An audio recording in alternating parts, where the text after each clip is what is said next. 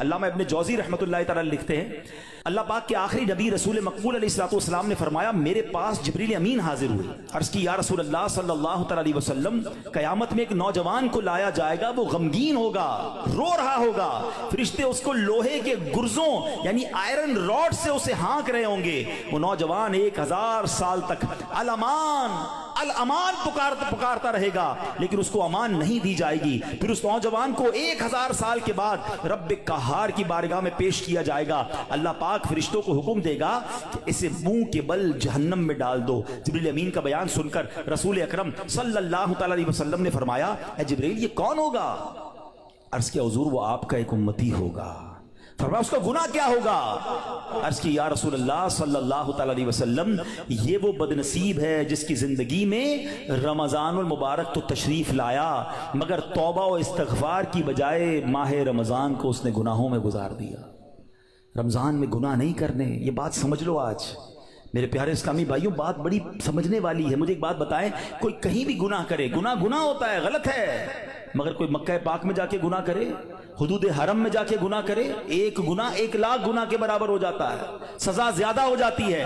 آپ کی مسجد کے باہر روڈ پہ کھڑے ہو کے معاذ اللہ کوئی گالی نکالے حرام، لیکن مسجد کے اندر آ کر نکالے، آپ کیا کہیں گے؟ خدا کا خوف کرو اللہ کے گھر میں۔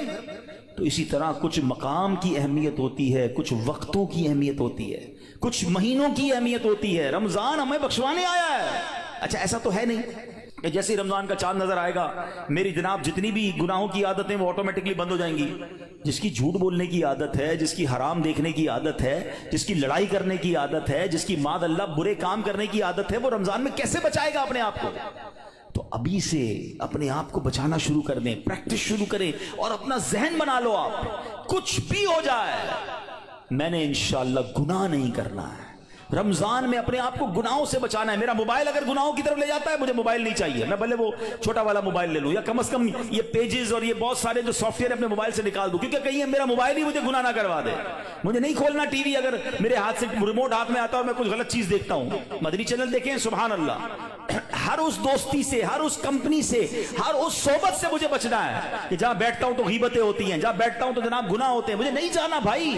ایک گناہ اور 1 سال کے اعمال برباد، پتہ چلا لوگ رمضان میں نیکیاں کر کے بخشش پا رہے ہوں اور میں اپنی بری عادتوں کی وجہ سے مار کھاؤں۔